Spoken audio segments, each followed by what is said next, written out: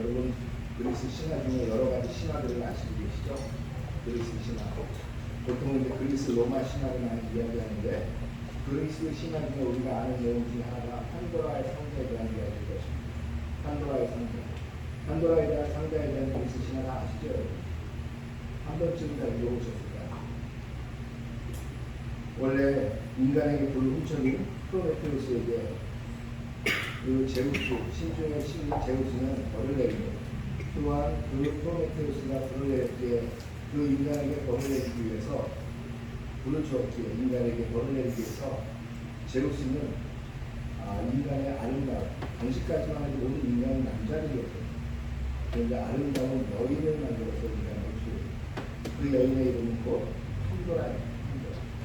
이 판도라라는 여인을 두고 여인을 만들어서 인간에게 주고 또한 이 여인에게 그 아폴로에 있는 많은 그 신들의 선물들을 받고 아름다운 또한 지혜로운 여러 가지 선물을 받은 이 여인은 바로 인간 세상에 들어와서 인간과 함께 살면서 그 프로메테우스의 공생과 함께 결혼하여 살게 됩니다.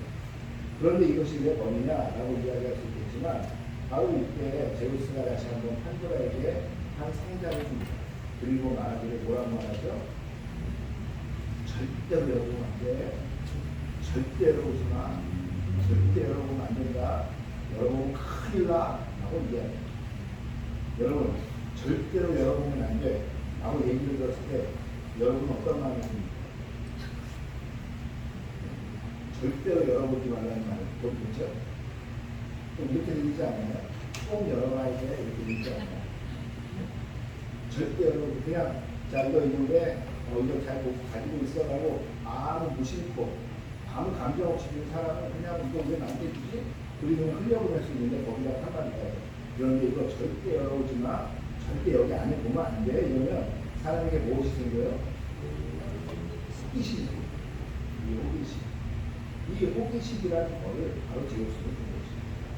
바로 이 판도라에게 이 상자를 주면서 이 호기심을 넣어주고 불어주고 불어넣게 되자 이 판도라는 이 흙을, 이 상자를 열어보고 싶은 마음의 충동을 느끼게 됩니다. 호기심이 날이 가면 날이 갈수록 커지고 커져서 그 남편이 말림에도 불구하고 도대체 여기에는 무엇이 들었을까 라는 생각과 함께 그 판도라의 상자를 열게 되죠. 그럴 때 뭐가 나타나게 되죠? 잘 아시는 것처럼 세상의 고난과 어려움과 아픔과 시기와 질투와 다시 말하면 세상에서 그 부정적인 모든 행동들이 그 판도라의 상자에서 나타나기 시작합니다. 이 판도라의 상자에서 모든 부정적인 어려움들이 나타나기 시작하면서 놀란 이 여자는 이 뚜껑을 닫아버리게 된 거죠. 그러나 이미 그때는 모든 게 잊었고 이 부정적인 것과 세상의 고난과 고통은 다 세상으로 흘러가 이제 인간들을 괴롭히기 시작합니다. 그런데 그 판도라의 상자에서 하나 나오지 못한 게 있었어요. 그것이 무엇이었죠? 우리 학생들이 뭐죠? 아닌 것 같구나. 희망이라는 것이죠. 그 판도라의 상자에는 다시 말하면 여러 고난과 고통과 부정적인 모든 것들이 들어있지만 그 맨날에 깔린 것이 무엇이었냐? 그것은 바로 희망입니다. 바로 이 내용을 들으면서 우리 신약 속에서 이야기하는 것은 무엇이냐? 인간 세상에서 아무리 어렵고 힘들고 고난스럽고 우리가 살아가는 관계 속에서 서로가 시기와 질투 때문에 우리의 관계가 깨어지고 어려울지라도 우리는 희망을 버려서는 안 된다라는 이야기를 하고 있는 것입니다. 제가 지금 이 주제를 얘기하려는 것은 아니에요. 다시 생각해보면 이 판도라의 상자에 뭐가 같이 있어요? 이 상자에는 부정적인 것과 또한 희망적인 것이 같이 있어요. 부정적인 것과 긍정적인 것이 같이 있고 또한 이 부정적인 것을 통해서 모든 것이 다 부정적이 되었느냐? 그렇지 않다는 것입니다. 부정적이지만 그 안에 또 희망적인 것이 있고 희망이 있으면 부정이 있고 부정이 있으면 희망이 있고 바로 이것을 뭐라고 해요? 우리는 동전의 양면성 같다라고 이야기합니다. 동전의 양면성이라고 이야기하면은 동양에서는 어떻게 하냐면 사람이 참 간사하다. 이 사람이 이렇게 돼 저렇게 돼 라고 이야기하면서 그 사람의 캐릭터에 대해서 많이 집중을 합니다. 근데 서양에서도 똑같은 그러한 이야기가 있어요. 동전의 양면성을 바로 보면 two sides of the same coin이라고 이렇게 얘기할 때 우리는 알아들 때 동전의 양면성을 이야기하는 건가? 사람이 흙떡 뒤집듯이 마음이 변하는 그런 것을 이야기하는 건가? 라고 생각할 수도 있겠지만 서양 사람들의 개념은 조금 달라요. 무엇이냐면 극과 극은 서로 맞닿아 있다라는 거죠.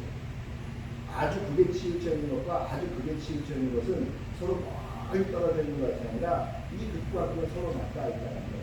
바로 여기서부터 출발하여 점점 멀어진다는 거죠.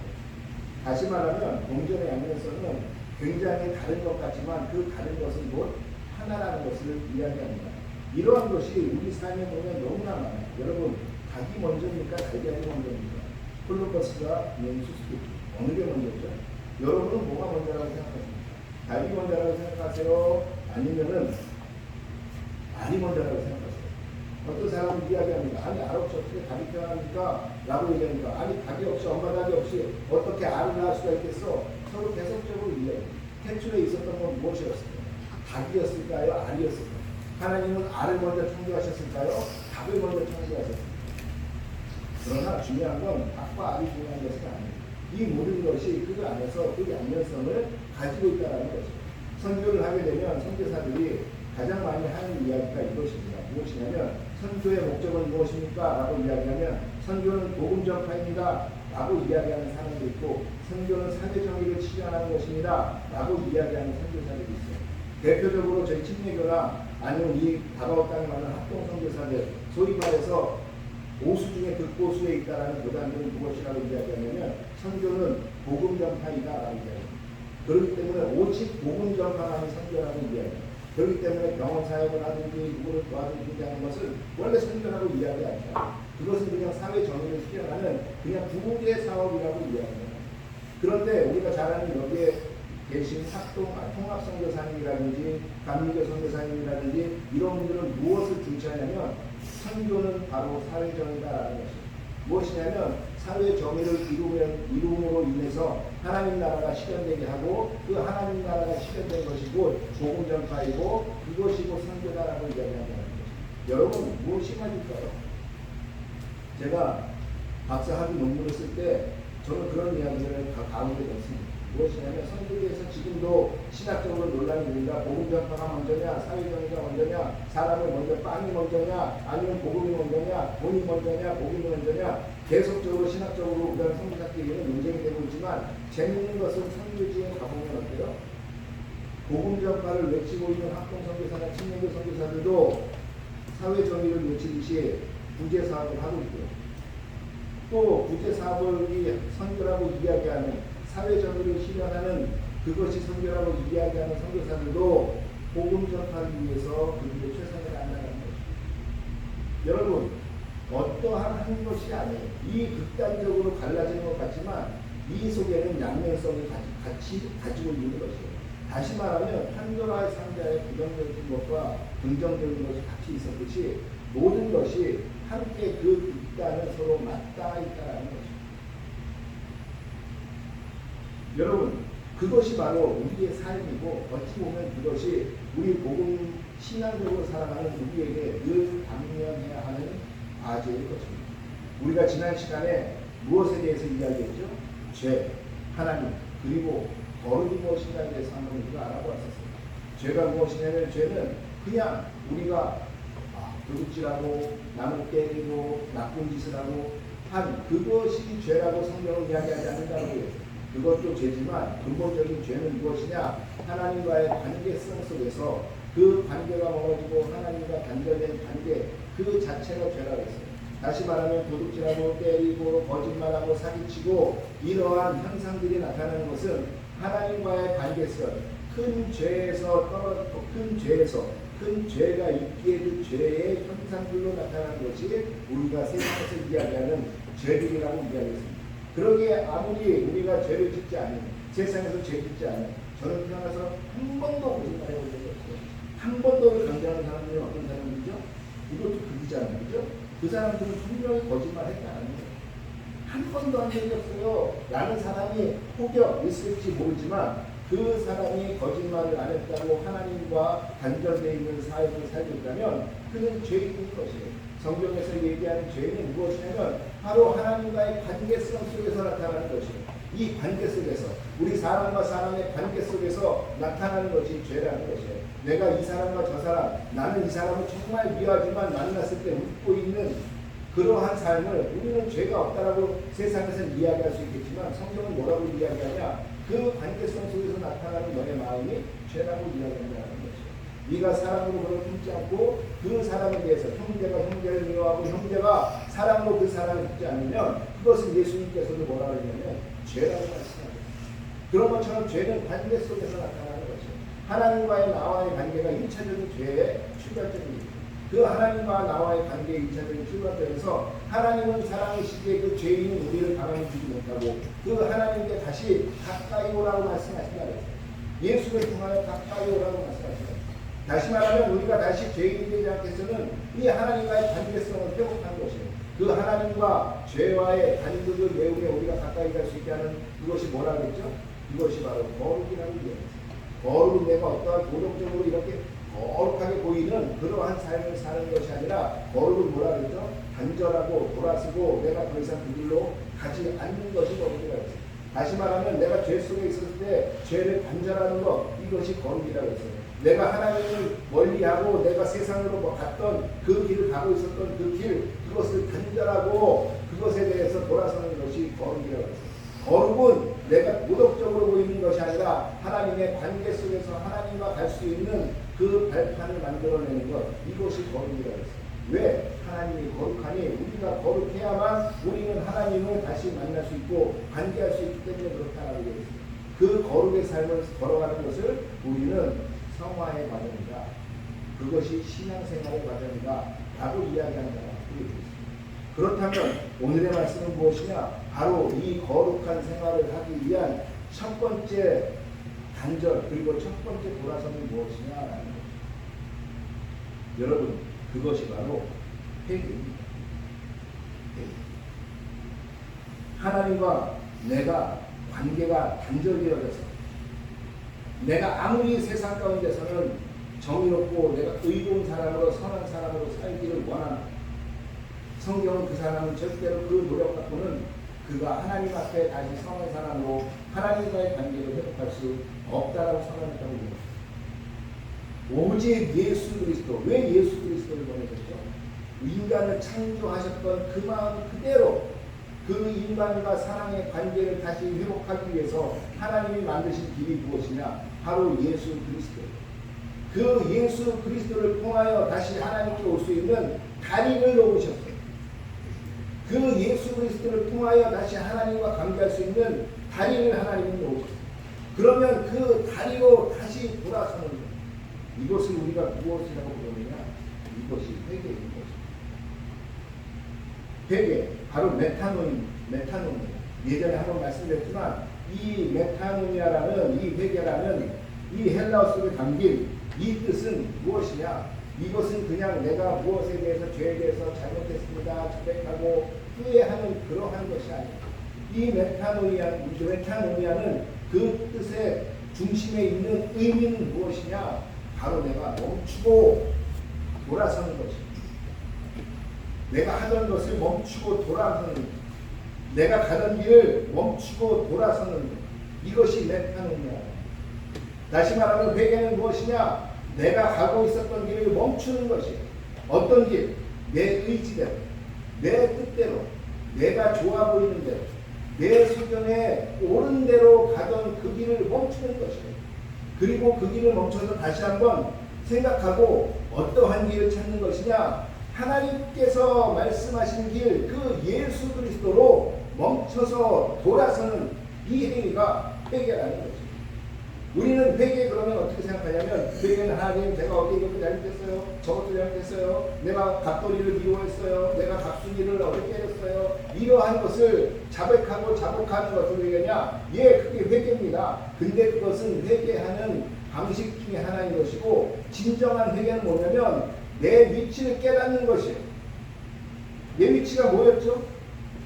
나의 위치는 내가 선한 것처럼 보이고 내가 착한 것처럼 보이나 성경이 말할 때 나는 죄인이구나 이런 걸 깨닫는 거죠.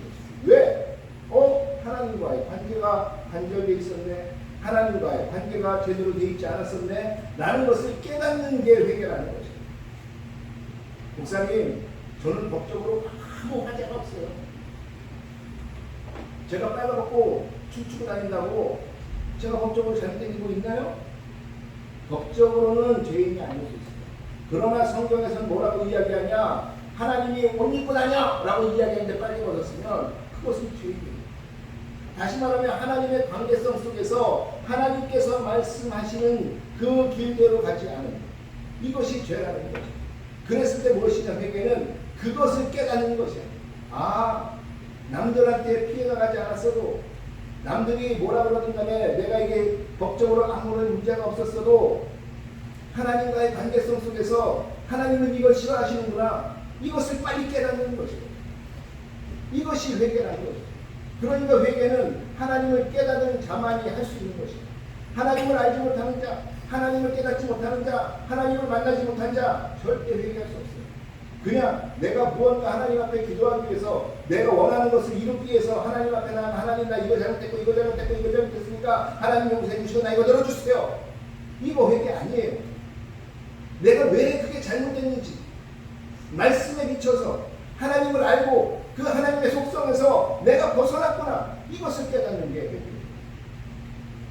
그냥 나는 내가 그냥 잘못했다니까 잘못한 것 같아. 그래 나 이거 하려면은 이렇게 해야 되는데 이런 스텝으로 가야 되는데 라고 이야기하면서 그냥 종교심에 하는 것들 이런 것 회개 아니라는 거죠. 어떤 것 내가 가는 곳에서 이 메타노니아를 멈추는 것이에요. 그리고 생각하는 거예요. 뭘 생각하냐? 이게 내 뜻인가 하나님 뜻인가 내 길인가 하나님 길인가 하나님이 말씀하신 길인가 아니면 내가 욕망대로 가고 있는 길인가 이것을 먼저 생각하는 거죠. 그리고 거기서 그것으로 끝나는 게 아니라 하나님께로 돌아서는 것 이것이 회개라는 거죠. 여러분 회개는 내가 자책하고 자복하는 것으로 끝나는 게 아니에요. 주님 잘못했습니다. 주님 잘못했습니다. 주님 잘못했습니다. 하고 내려가서 왜? 성경에서 잘못했다고 얘기해요. 그러니까 그렇게 해야 돼요. 잘못하라고 한 거 하나님 앞에 고백하라고 얘기한 거 맞습니다. 그런데 그거보다 더 중요한 건 뭐냐면 주님 잘못했습니다 라고 이야기하며 그것에서 돌아서려고 해야 된다는 거예요. 잘못했다고 이야기하고 그 짓을 계속하려고 한다면 그것은 진정한 회개가 아니라는 거예요. 회개는 내가 있는 곳에서 멈춰서 그것에 대해서 하나님 길인지 아닌지 판단하고 거기서 돌아서는 것이에요. 하나님 길이 아니면 돌아서는 것이에요. 그것이 회개라는 것이에요. 그러니까 회개는 결단이 필요해요. 결단 없는 회개는 그냥 동호할 뿐이에요. 그것은 아무것도 아니에요.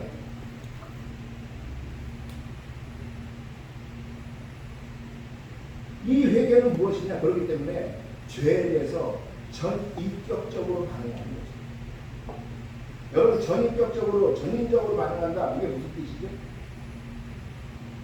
이게 인격이 뭡니까? 라고 이야기하면 바로 튀어나오는 거 있잖아요. 그리고 배웠던 대로 지정을 그렇죠.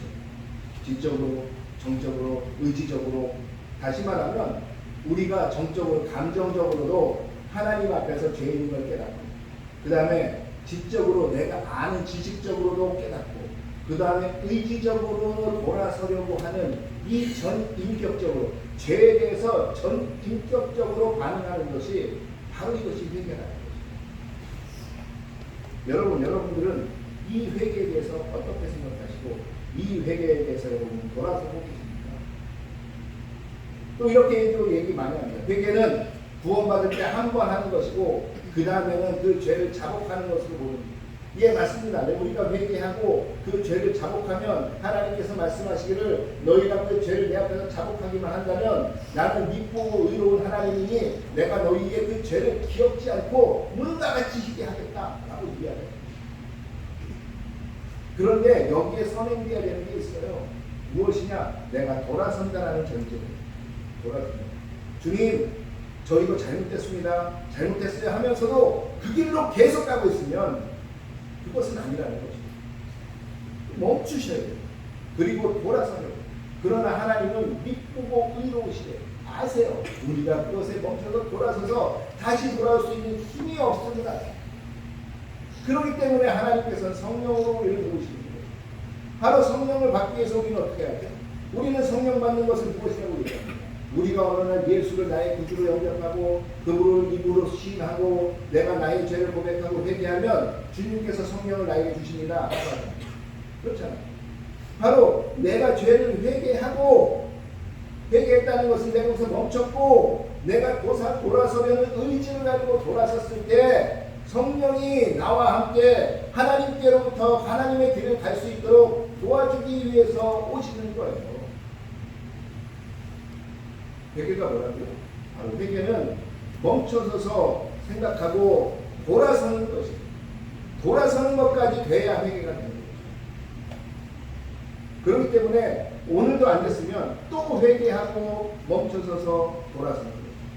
그런데 또 안 됐으면 또 멈춰서서 회개하고 돌아서는 거죠. 회개하고 돌아서면 하나님이 우리를 도우신다고 했어요. 하나님이 우리에게는 그 힘이 없지만 하나님이 돌아서면 하나님이 우리를 거룩해 하겠다고 말씀하셨어요. 바로 이 돌아서는 것이 거룩한 삶, 하나님과 관계하는 그 거룩의 첫 번째라는 것입니다.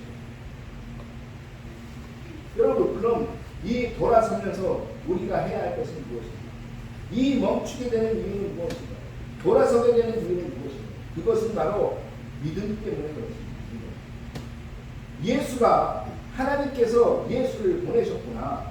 하나님이 사랑이시기 때문에 그 사랑에 못 이겨 하나님이 길을 여셨구나. 아, 저 길로 돌아가야 되는구나. 이것을 믿는 믿음으로 시작되는 것이에요. 여러분, 피스티스라는 이 헬라어 믿음은 이러한 의미를 갖고 있습니다. 그냥 어떤 것을 내가 이론적으로 머리로 내가 아는 믿음이 아니에요. 바로 이것은 무엇이냐면 내가 의지적으로 그 속에 들어가려고 하는 믿음이에요. 의지를 가지고 있어야 돼요. 다시 말하면 피스티스라고 얘기하는 것은 그냥 내가 저것을 안다로 끝난다는 게 아니에요. 아는 것이 아니라 그 알미 내 삶에 들어오게 하는 것이에요. 그 알미 내 삶에 들어와서 내가 그걸 의지적으로 반응하는 거예요.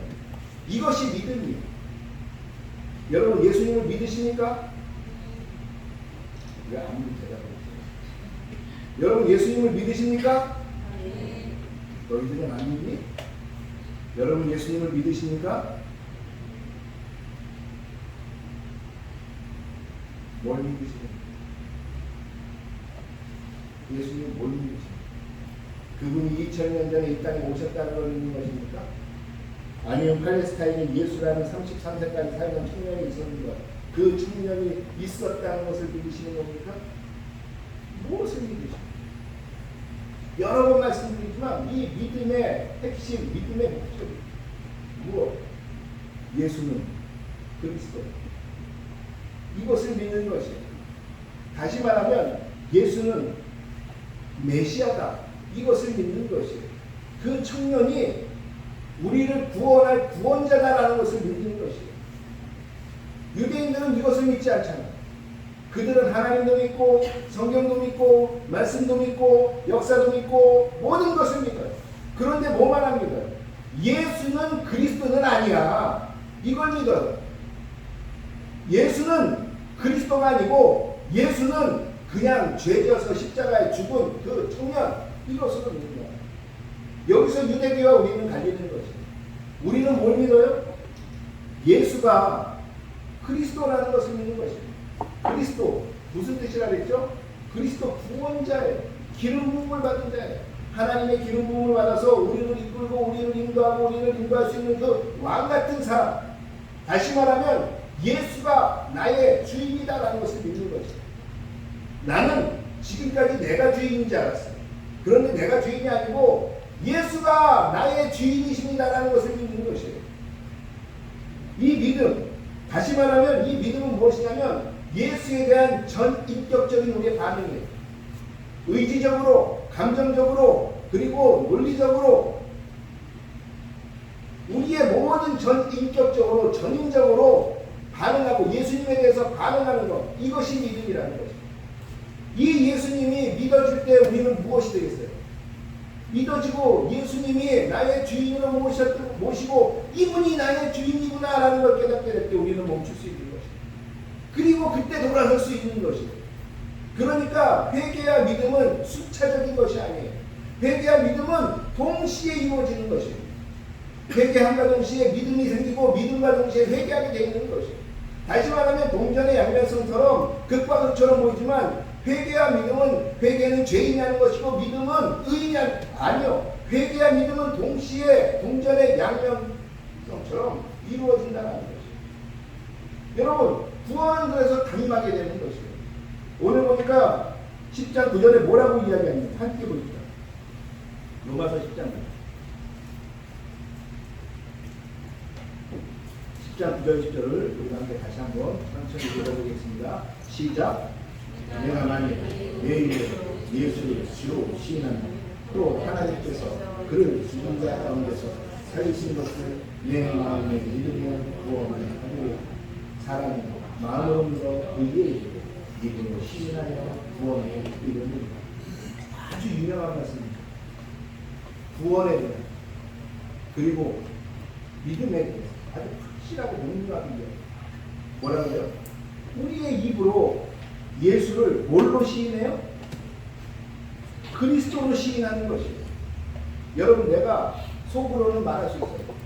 아, 우리 하리 너무 이뻐, 너무 이뻐. 속으로는 생각할 수 있지만 제가 하리가 이쁘다고, 아니면 우리 옆에 있는 온두가 이쁘다고, 아니면 우리 학생들이 이쁘다고 제가 생각만 하고 한 번도 말을 안 해요. 그러면 저 친구들은 제가 자기를 이뻐 한다고 생각할까요? 내가 마음속에 생각하는 생각을 품는 것과 입으로 내뱉는 것은 다른 것이에요. 오늘 보니까 바울은 뭐라고 얘기하냐면 예수를 네가 그리스도로 생각하는 면이 아니에요. 입으로 시인한다. 입으로 고백한다. 예수를 입으로 그리스도로 고백을 하면 하나님께서 그를 죽은 자 가운데서 살리셨다. 그가 3일 만에 부활하셨다는 것을 우리가 마음속으로 믿으면 무엇한다 했어요? 무엇한다고요? 그 밑에 나오잖아요. 무엇을 받으리라? 구원을 받는다. 여러분, 입으로 시인하고 마음으로 믿어 구원에 이르는 것이에요. 다시 말하면 우리가 믿음으로 하나님 예수께서 나의 그리스도라는 것을 믿고, 그리고 내가 예수가 구하는 것을 믿고 그 예수가 곧 나의 주인인 것을 믿으면 우리는 구원을 받는 것이에요. 구원을 받기 어떻게 돼요? 우리는 멈출 수밖에 없는 것이에요. 멈출 수밖에 없고 우리는 멈춰서서 이것이 내 뜻이구나, 이것이 하나님 뜻이 아니었구나 라는 걸 깨달았을 때 우리는 돌아설 수 있는 힘이 생기는 것이에요. 그래서 돌아선과 그리고 우리가 믿는 것은 동시에 일어나며 그 동시에 일어날 때 무엇이 일어나느냐? 우리는 구원을 이루게 되는 것이에요. 여러분, 이것이 무엇이에요? 우리가 거룩하여져서 하나님과 관계를 다시 맺어 우리의 원래 상태로 돌아가게 되는 것에 첫 스타트, 첫 시작이 어디서 시작되는 거예요? 여러분, 우리는 가끔 이렇게 생각합니다. 믿음은 무엇이냐? 라고 얘기를 하니까 믿음은 그냥 예수님 믿는 거예요 라고 이야기합니다. 여러분, 믿음을 어떻게 생각하냐면 우리는 그냥 이방인들처럼 생각해요. 다시 말하면 다른 종교를 믿는 사람들처럼 생각해요. 그냥 내가 부처를 믿으면 믿습니다 이것만. 아니요, 그게 아니에요. 우리가 입으로 시인해야 돼요. 입으로 시인한다는 것은 다시 말하지만 입으로 시인한다는 것은 내가 그것을 인정하는 것이에요. 세상에 공표하는 것이에요. 우리가 세례가 무엇입니까? 세례 안 받아도 우리는 천국에 갈 수 있어요. 그런데 우리가 굳이 세례를 받는 이유는 무엇입니까? 내가 세상 가운데 나는 그리스도인이라는 걸 공표하는 것이에요. 모든 사람의 눈에 내가 그리스도인이다라는 것을 세상 가운데 외치는 것이에요. 그 외침, 그것 때문에 얼마나 많은 사람들이 로마에서 그리고 가톨릭하에서 얼마나 많은 사람들이 그 세례를 받으며 침례를 받으며 그 외침을 하기 위해서 죽었습니까? 왜? 그 외침을 통하여 내가 세상 사람들에게 그리스도인으로 인정받고 싶은 것이에요. 그것처럼 내가 예수를 주로 입으로 시인하는 것은 무엇이냐면 내가 세상 사람들에게 이야기하는 것이에요. 나는 그리스도인입니다. 나는 예수가 그리스도인 것을 믿습니다. 나는 예수가 나의 주인인 것을 믿는 사람입니다. 라고 세상 사람들에게 시인하며 그 사람들에게 인정받으려고 하는 것이에요.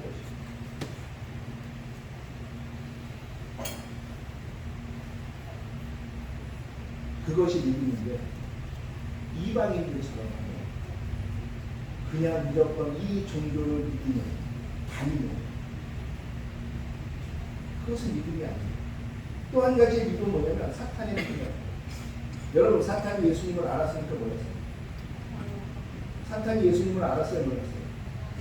사탄도 예수님을 알았어요. 사탄도 그래서 예수님이 40년 금식할 때 예수님을 시험하며 예수님을 그 사탄의 발 앞에 묵묵히 하려고 했어요. 또한 우리가 잘 아는 것처럼 어떤 정신나간 청년, 그 청년이 예수님 앞에 왔을 때 그 청년 속에 있던 누가 알아요?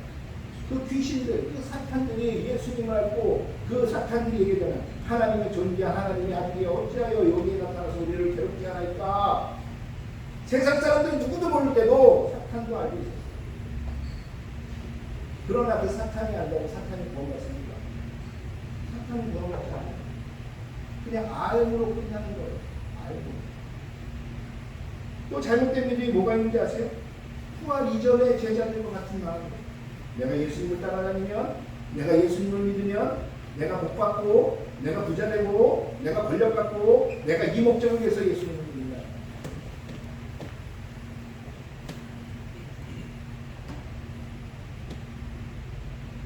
우리 한국 신앙 중에